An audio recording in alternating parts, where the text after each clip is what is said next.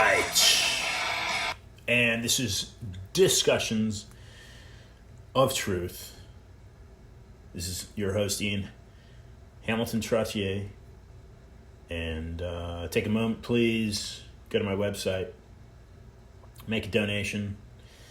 I urge you to do so. $1.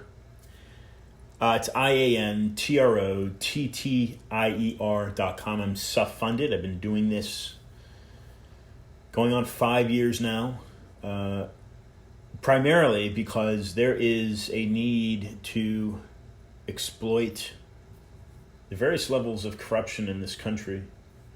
And if no one's going to do it, then we simply fold into those powers that reign and control the various levels of corruption. So I'm standing up and doing it, and there are a number of other folks out there, and I commend you, if you're one of them, for doing it.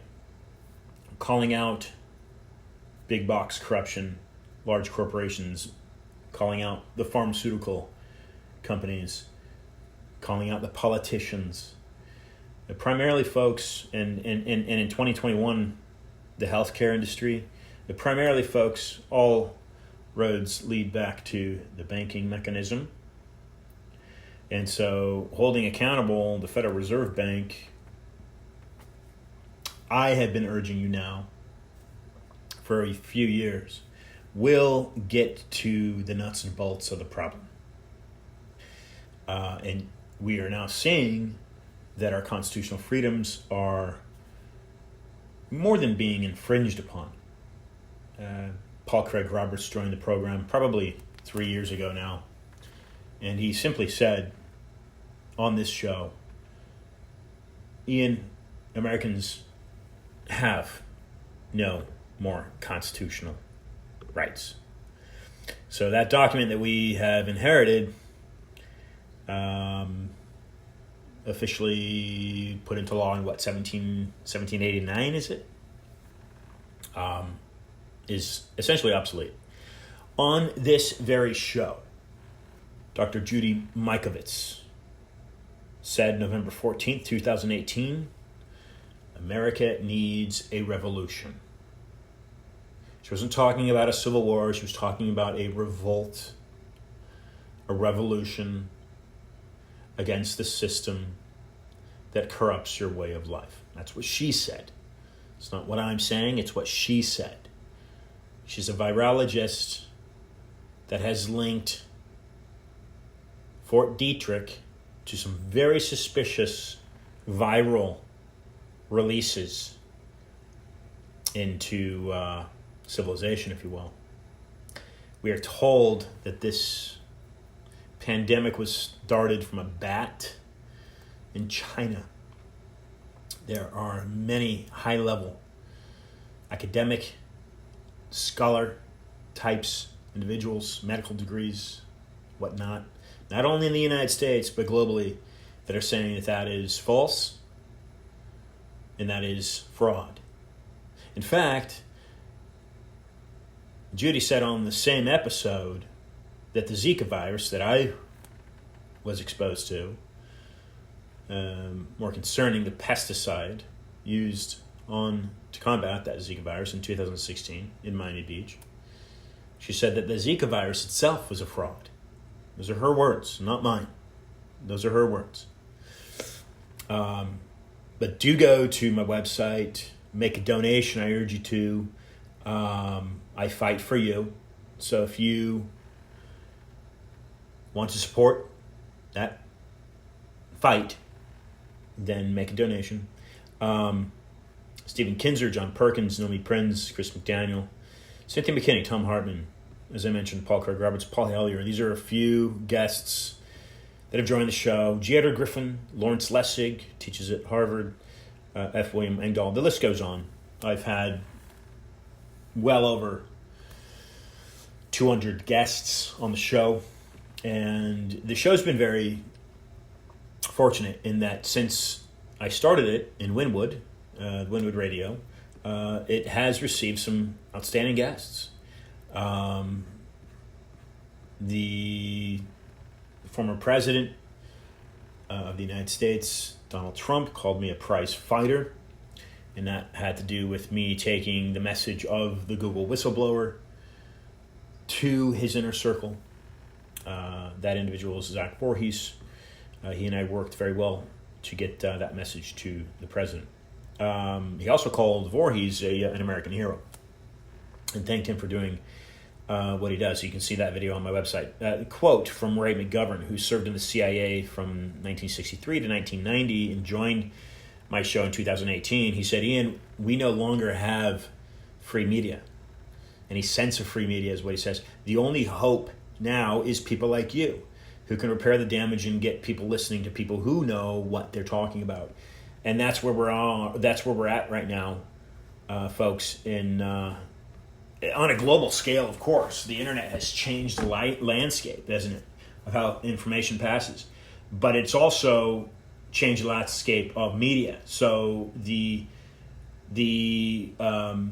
major networks, CBS, ABC, NBC, Fox, these are spewing out information that certainly contradict one another most times.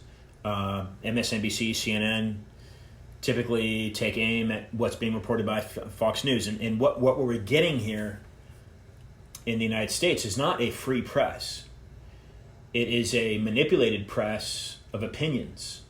So we're getting spewed opinions from different sides that reinforce the Democrat agenda, and then on the other end, the other side reinforces the Republican agenda, and it does nothing to unite.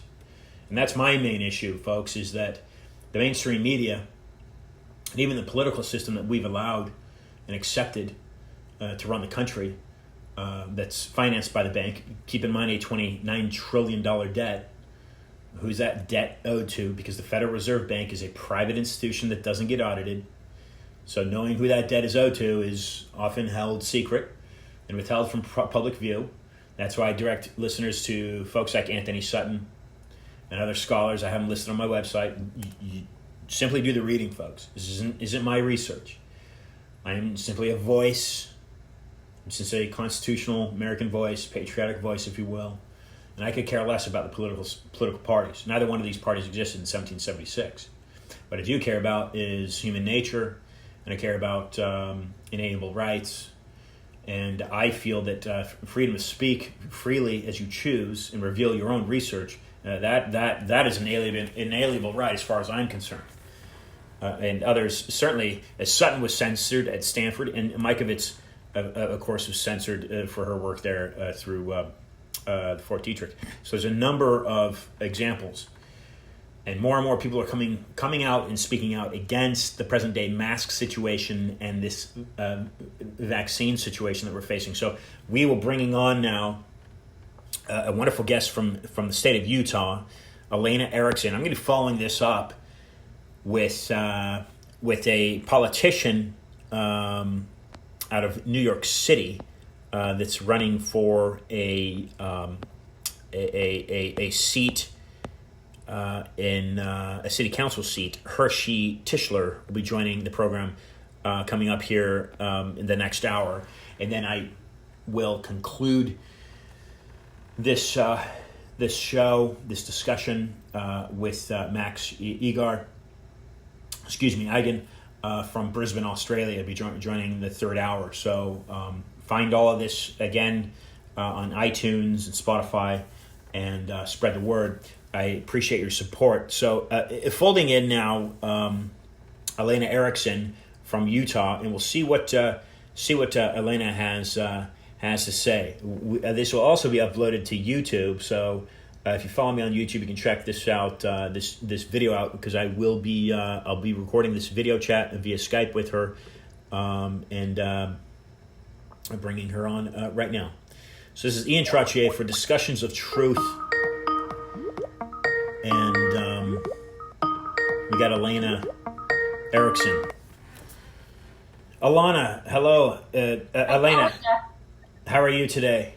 I'm good. How are you? Fantastic. I'm doing great now. I appreciate you expressing the interest. I'm going to record this so we can put this I've got this going out to iTunes and some other platforms as well, and of course I'll be getting this into YouTube. So Alena, you reached out to me, and I appreciate that. We met, for listeners to understand, we met at the Health and Freedom Conference in Tulsa just over a week ago. And take a minute, Alena, to introduce yourself to listeners, what you're doing. Make an introduction, if you would, please. Okay. Well, a basic bio on me. I'm actually a mother of 6. I've lived around the country, but I'm back in Utah, and I came back to Utah 4 years ago, and I said, what the heck happened to our state? I'm getting a second master's in clinical mental health counseling. I have a background in natural medicine, a master's there, and then marriage and family studies. So for me, everything that happened in 2020 really hit home with me, and I said, we have to do something about it, because I saw what was happening to families and to individuals and mental health. And so that's when I got inspired. Well, I don't know if you want me to go into that now, but that's my basic bio. No, that's fantastic. That's great. And you're talking about families. And this is interesting because I was able to ask General Flynn what he felt was the biggest obstacle. And I don't remember the exact question that I asked him, but I asked him more in a sense, what was the biggest challenge facing Americans today? And you just hit on it, being a mother of 6. You just hit on it. His response to me was the attack on families. And I don't know where the general lives. I'm not sure what state, what part of the country he lives in. But he quickly identified that as being the biggest threat right now to American freedom and liberties, the families. If you have a comment on that. I think that's absolutely true. When we attack the family, attack the essential core unit of society. So we do need to get back to the basics. If we want to heal society, we heal the individual, we heal the family. So absolutely. So now Utah is typically known as a very religious state. What is happening in Utah in your opinion? You spent time outside of Utah, and then you're saying that you returned to Utah and you were shocked by is that what you said? You were somehow taken back by the change in that state. Expand on that. What are you talking about? Well, so I've lived in Las Vegas, Arizona, and Indiana. For about 12 years I was out of Utah, but I think what COVID has done to our country is revealed the systemic issues. So I can't say that, I've been back in Utah for about 4 years. I can't say that I was shocked immediately upon returning, other than I had a homestead, 10 acres, cows. I did the whole thing in Indiana, and I came back to the city, and that was a culture shock. But really the shock came to me when I saw the complacency. And I saw the lack of separation of church and state. We had a lot of our politicians petition, if you will, to our church leaders to say, hey, would you get your members to do X, Y, Z? And so, most people around the country know, Utah is the Church of Jesus Christ of Latter-day Saints, or Mormons. That is my faith. And if you look into the history of our faith, and it's very relevant, our ancestors came across the plains. They walked to escape oppressive government. And so for me, I was really shocked by the amount of compliance. Oh, we're going to shut down churches. We're going to restrict your movement. We're going to tell you what you need to have on your face and tell your kids what they need to do in school. And we're all going to do it under the virtue of, being a good global citizen. And I thought, this just doesn't resonate with me. And I consider myself a very spiritual person, and I felt like this is what I came to Earth for. It was a wake-up call for me. And so I got very active politically. I just had this impression, get back on social media, educate, and gather. And I have followed those promptings that have come to me since. Alena, you hit on something that's really important, and I talk about that. I address that frequently, and I even spoke about it with George Webb, who's an investigative journalist out of D.C., a couple days ago. There is a lawyer in Ottawa that's literally suing the World Health Organization right now, Michael Swinwood. And I was able to bring Michael and myself together and George together, and the three of us had a show. But this is something that I talked about, a church and state. And what you're saying is that you're experiencing in your state of Utah, you're experiencing a combination of the two. Are you seeing there's a meshing of the two that's happening? Expand on that. Okay, so Lieutenant Governor Cox, he led the COVID task force, and now he's our unfortunate governor. And his family goes way back into the state. So he, through the history of the state.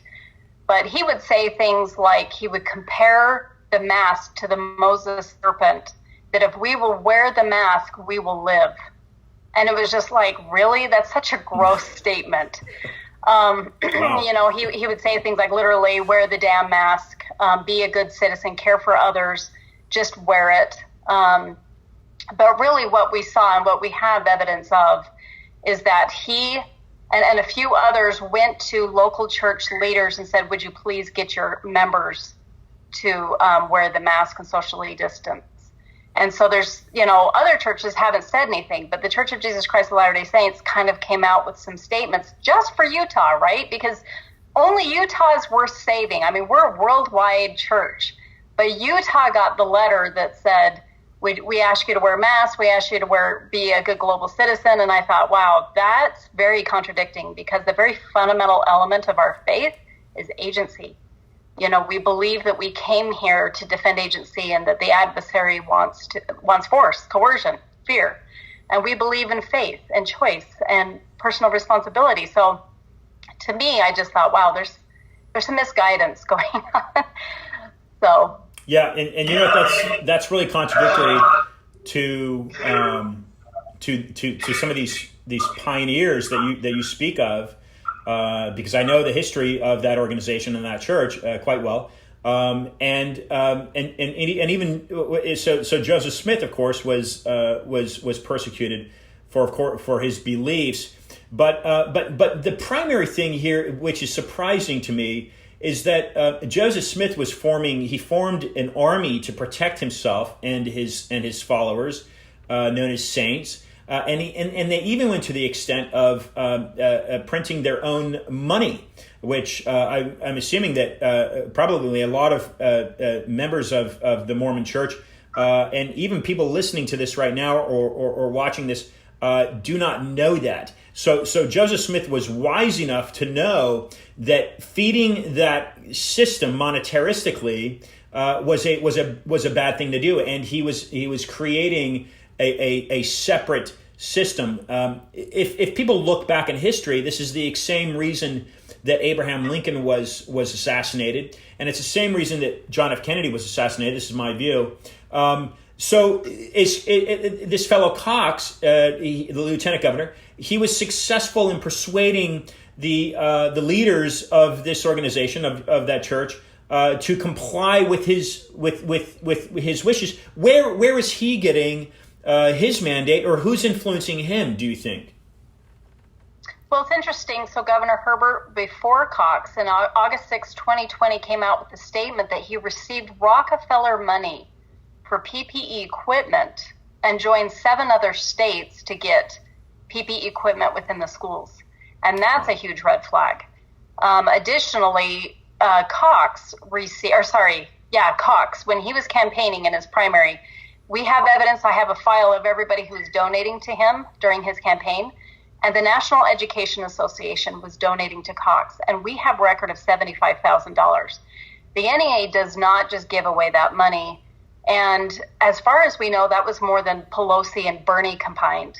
Like, there was a real agenda to get Utah to embrace the ideology of the NEA. And for those that don't know what the NEA ideology is, it's the whole extreme left, gender neutralization, abortion's okay, we're going to teach children sex perversion in kindergarten, everything that's against what we believe in as a church. I mean, so the dominant philosophy of the state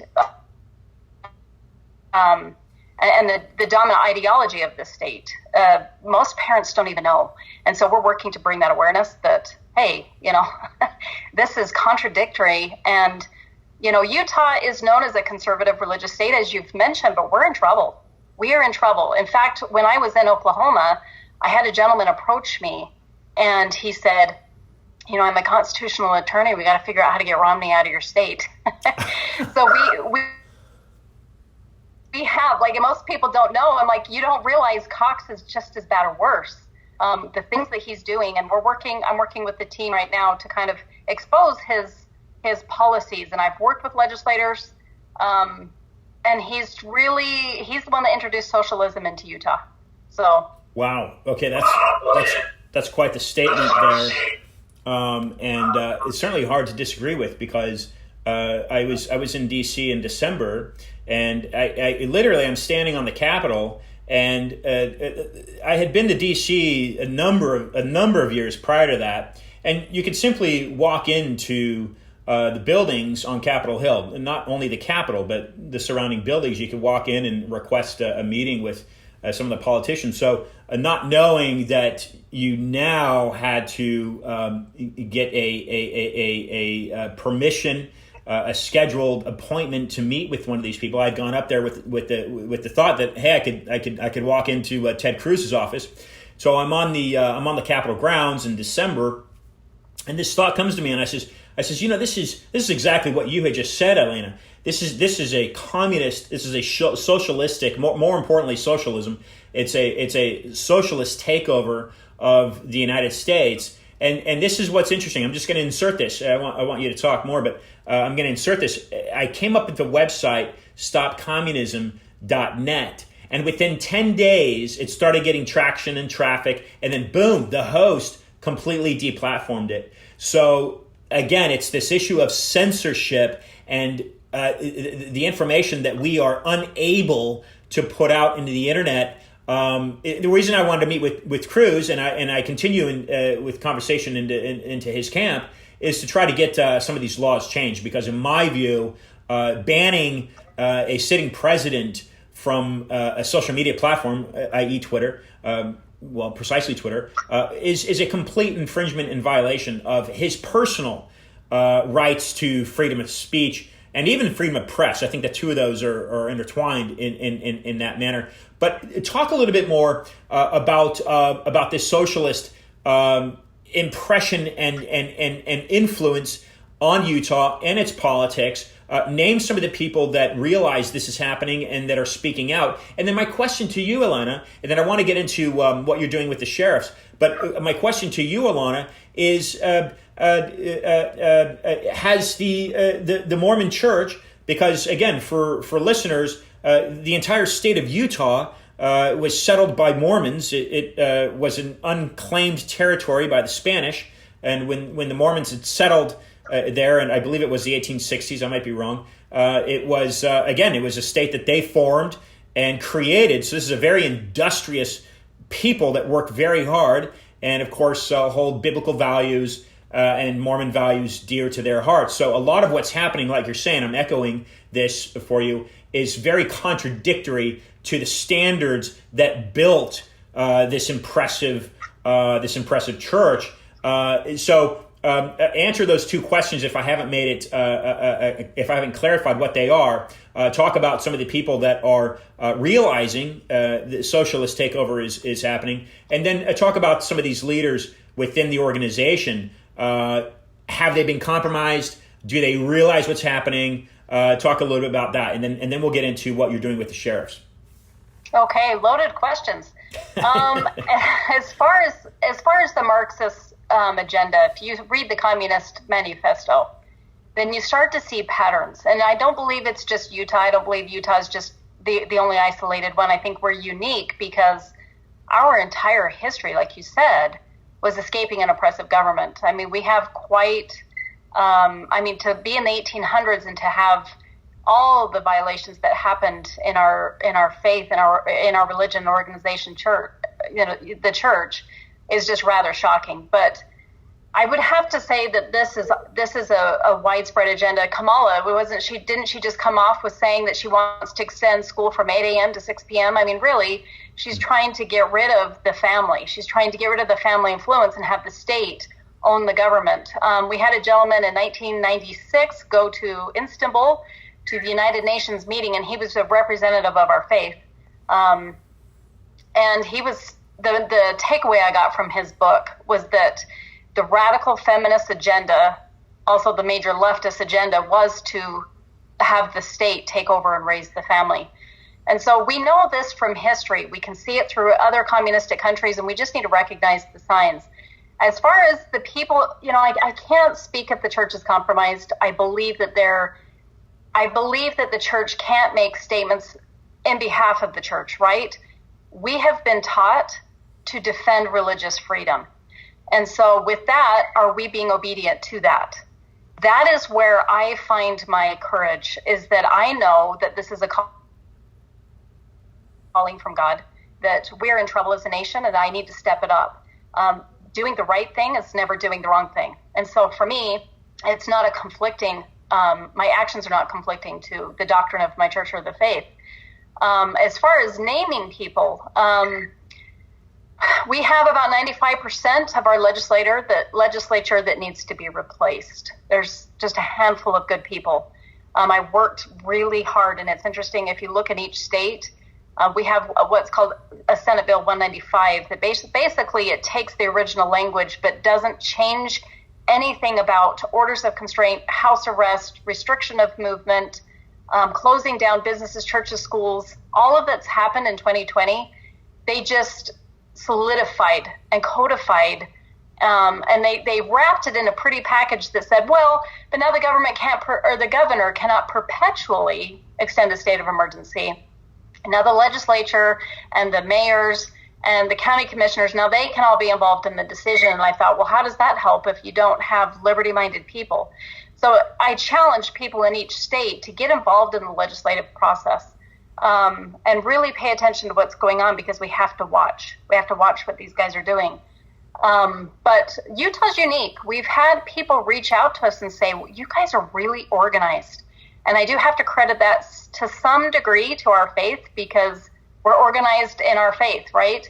Through wards and branches and stakes. And so it's easy to connect with people, but there's a lot of Utah leaders, and I'm fortunate to kind of work with and have my hands in like all the different groups and to just collaborate there. So good things are happening.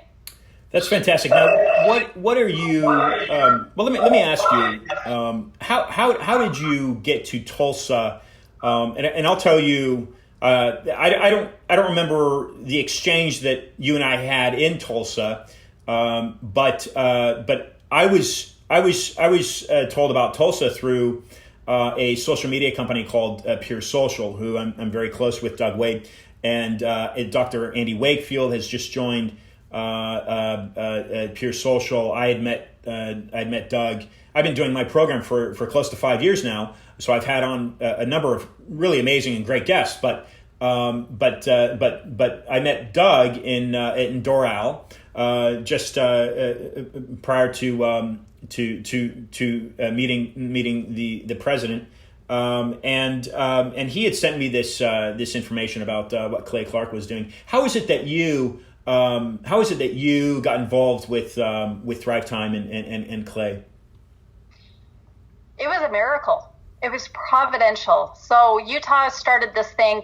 Parents started, and I've kind of had my hands in it a little bit. It's called See My Smile, where the governor decided to undo the mask mandate in all of Utah except for the schools, right? Okay. And to me, that connection goes back to the deal with the Rockefellers. To accept the money, he's got to keep the kids masked. And that's part of the communist agenda. I know that sounds dark, but just look into it. Yeah, makes sense. So I went to a rally for See My Smile, and these kids are going to show up in these yellow shirts that say See My Smile, and they're totally equipped with the laws and everything. That Utah really respects parents and the parents' right to make medical decisions or just child raising decisions. We have very strict, explicit rules or laws that protect parents, and so just arming parents with how to go back into the schools and do this. I personally, I only have 2 children left at home, and my boys, I've just pulled them out. I pulled them out last March. I saw what was happening, and I said, no, I'm done. I recognize, I see it for what it is. So they've been home. But anyway, I met this woman. She donated shirts all across the state. And she said, she just made the comment, yeah, I have this extra ticket to go to Tulsa. And my friend that works with me, she knows how much of an activist I am. And she pushed me in front of her. She says, you've got to take her. because this woman's all about activism. And so with her generosity, she paid for my flight, hotel, and gave me the ticket to go. I mean, how do I say no? Yeah. So I made a new friend, and with her, because of her, she has a case that I can't blow the lid off of. But the case that you want to talk to me about with the sheriffs involves her. So I met you in the back room with the attorney Thomas Rhett. And we met with Lynn Wood. And because of her case, I was able to get in the back door to a lot of these people in Tulsa. So, okay, fantastic. So we can talk a little bit about that. Let's push that further along here. We'll get to that in a minute because I've watched your video. So we'll get to that. But I want to talk a little bit more about the Rockefeller influence. So, the Rockefellers, of course, were brought up on antitrust lawsuits, and Rockefeller, the Standard Oil was in 1912. A year later, the Federal Reserve Bank passes, which is arguably it's a non-constitutional bank per Article 1, Section 8, because it gives the power to print money and coin money to a private banking organization, which is contradictory to the Constitution that gives that power to Congress, a vote of Congress. So that's wiped away. There's interesting links between the Rockefeller. When I began my program with Winwood Radio in 2016, I had found an influence that the Rockefellers had on the Zika virus. So 2016, South Beach, we're being told that we need to spray ourselves with DEET. And they're spraying the air. Planes are flying and spraying the air with a neurotoxin out of known as NALED. Well, there was a link between the Rockefeller Foundation that they own, and this is current day. They own a patent on the Zika virus, which was discovered from a monkey in the Uganda forest in the 1940s. But they also were the largest shareholders of the Chevron Chemical Corporation that was producing. Through a trade with Vanguard out of Los Angeles, then in 2016, NALED or Dibrom, the two names are interchangeable as trade names. So this is a known neurotoxin out of Sweden, studies out of Sweden that's shown to cause microcephaly in developing babies and pregnant women. And Ricky Rosselló, the governor of Puerto Rico at the time, rejected a shipment of it from the World Health Organization. So here's the World Health Organization again coming up on the scene that basically controls the CDC, Tony Fauci, and then this fellow in Canada. So a lot of these things are kind of filtering back to Europe, and Americans, I think, more and more are saying, oh, wow, interesting. What is your personal take? Because, again, you're concerned, obviously, about what's happening in the schools. What is your personal take? Have you made any links between the Rockefeller, any type of Rockefeller Foundation or agenda? And I know simply listeners and viewers can go to their website, the RockefellerFoundation.com it might be. Just type it into any search engine, you'll get it. They have a 100-year forecast. As of like 2012, they have a 100-year plan of how they want to see global healthcare take shape. This is a major concern for Americans, and it should be a concern for everyone in the world. That type of power, and now it can have a monopolistic control and governance over people. But what is your personal, Alena? What is your personal view? It sounds like you don't believe the masks work, and what about the vaccines? Your personal views on vaccines, and we continue to push this up, and then we'll talk a little bit about this case regarding the sheriffs. I had somebody give me that document of the Rockefellers' vision, and I kind of skimmed through it, and the problem with these people, and these people with the agendas, they're just quite right out open with what they're doing. I mean, we had Gates on, what was it, a TED talk about wanting to, reduce population. I mean, you don't have to look hard and deep. I personally, I know of the rabbit holes. I don't go down them a lot because I'm more of I want to take action. I want to do what I can control doing. And so that's where my focus is. But as far as the masks, I think there's a twofold question to that. Do they work against the virus?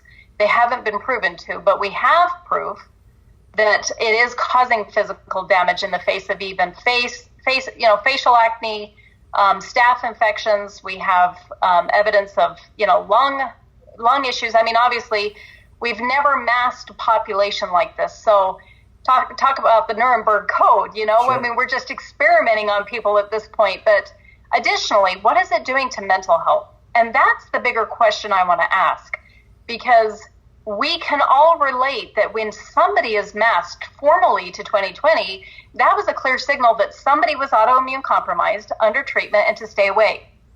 So to me, it's keeping people away from each other. When I'm finishing my master's degree, and do you know how many times they talk about look at the human face, make connections with the facial expressions, read body language? That's mostly where we get communication from. In order to have a good foundation of mental health, we need human connections. And so the idea of just staying away from people, I think that, again, it's a twofold question on health, because everybody's neglecting mental health, right? So as far as the vaccine, I tend to stay neutral because I don't want to be emotional and I never want to jump. So is it a gene therapy? I believe that it is. Is it an actual vaccine? I don't believe that it is. But for me, I already made that choice about the vaccines years ago. I had personal revelation to just research, look into vaccines, what's in them. So it wasn't hard for me to look at this and just say, that's a no for me.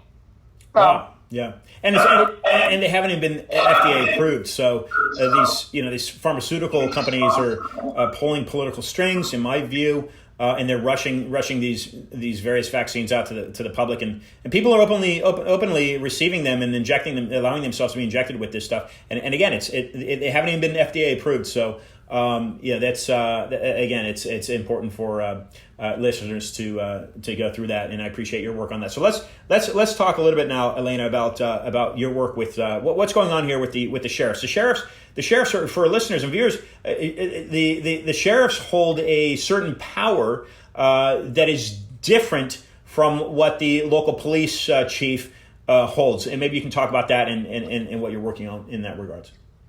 So when I saw everything happen to the state of Utah, the damage across the state, I had a mentor give me the idea. He says, you've got to work the system.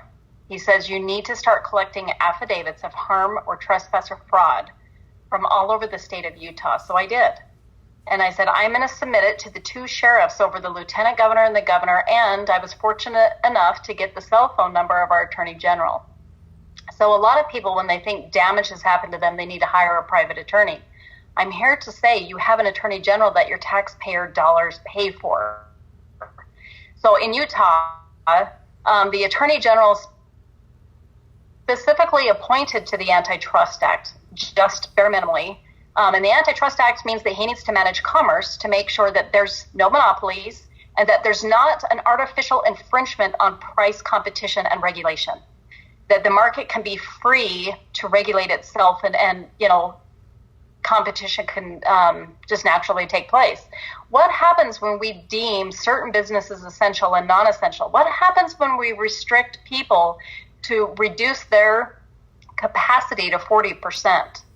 Basically, we're getting rid of the middlemen, right? We're getting rid of the small businesses and we're feeding big box stores. At any point in time, our attorney general could have come and stopped it. And I told him that.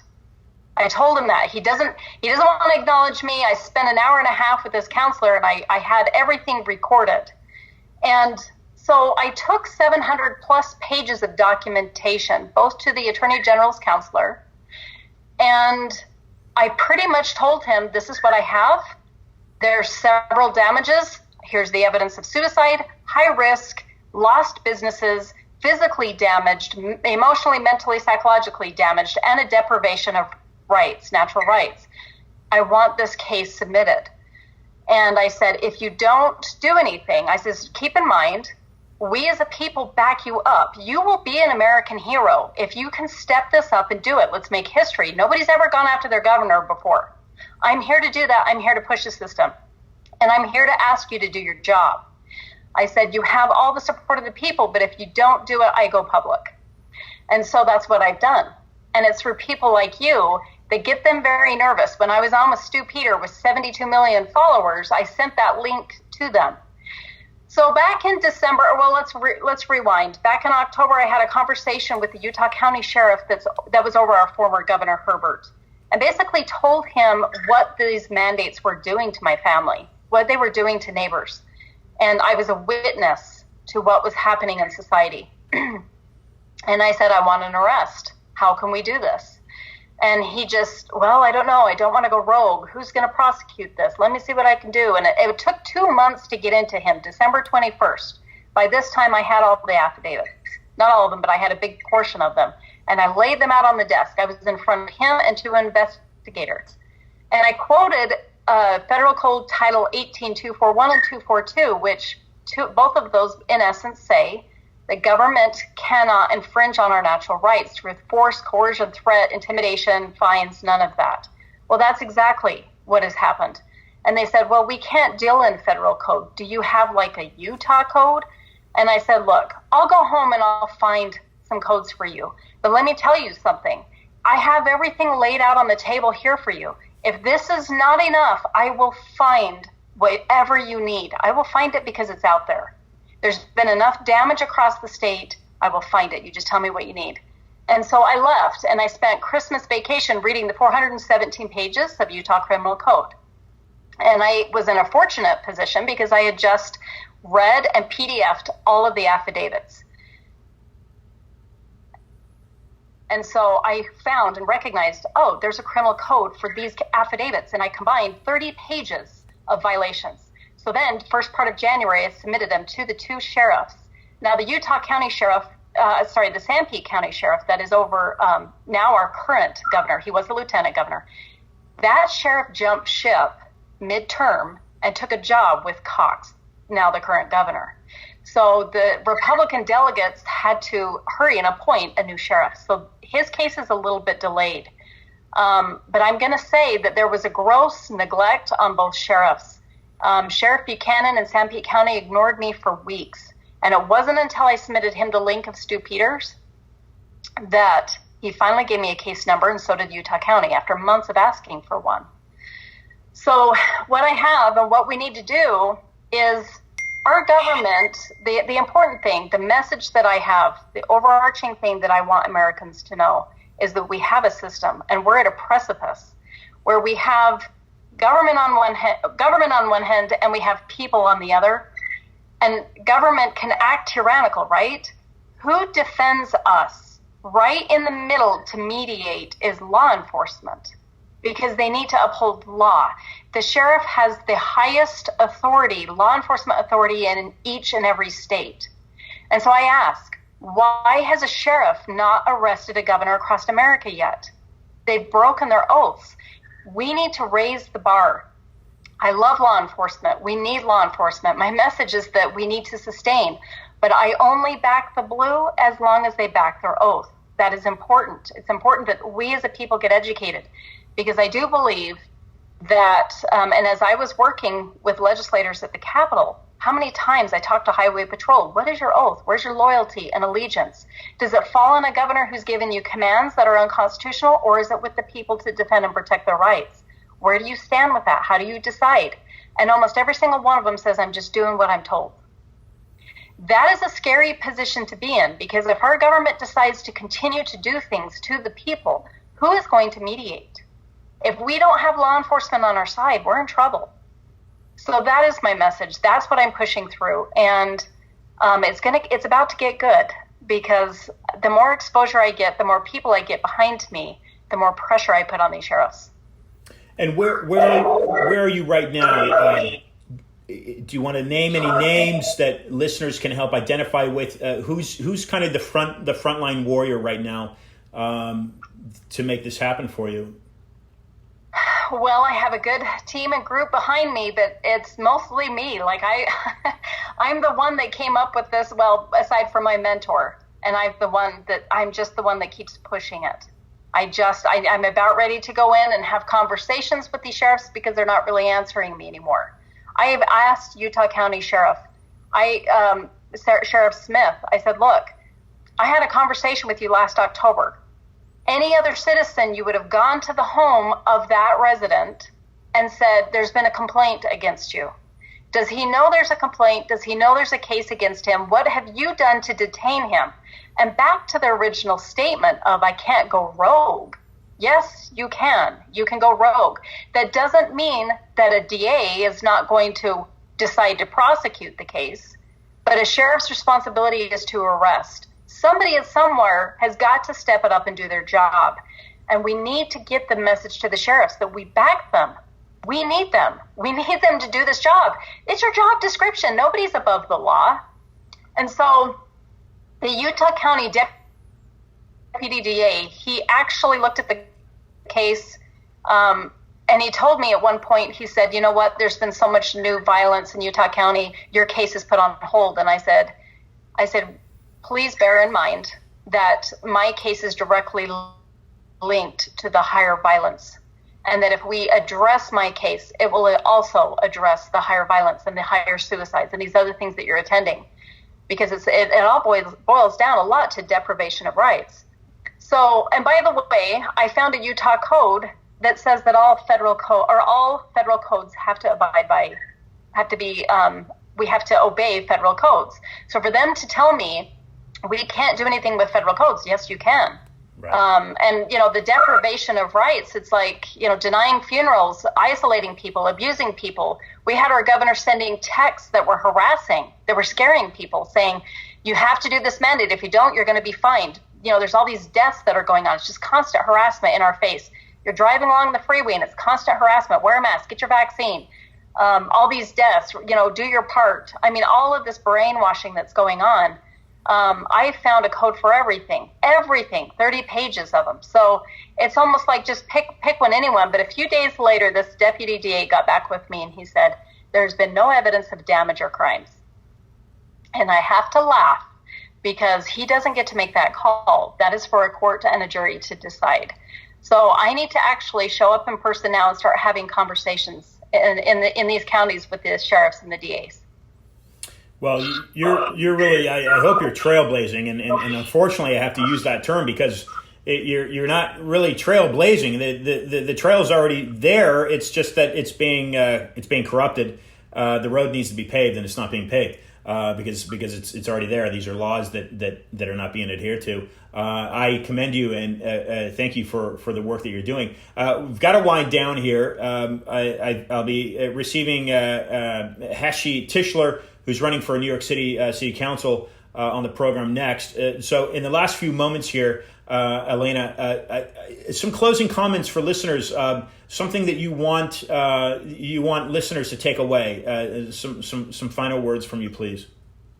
Well, if people want to get a hold of me, they can through UtahFreedomCoalition.org. I'm under Utah Leaders, and then AmericaLivesInYou@gmail.com.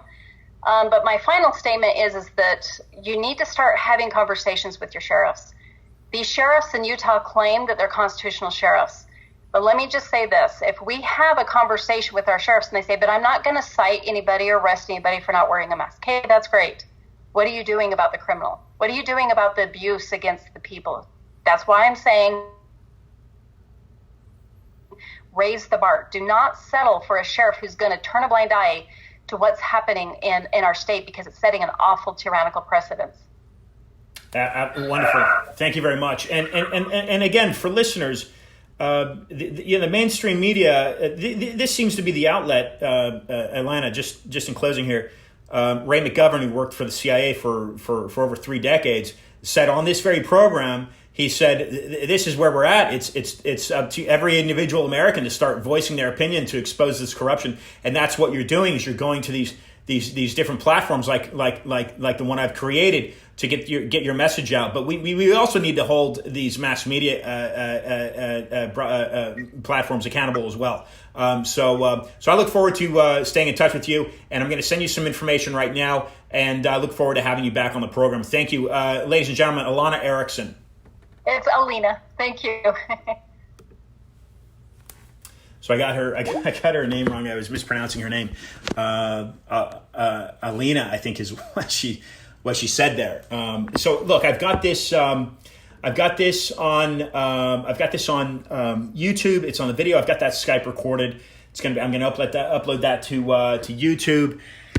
And this is okay. Look, I mean, we do have this information superhighway, right? We've got the advent of how information is passed, and certainly the upcoming and developing cryptocurrency and Bitcoin.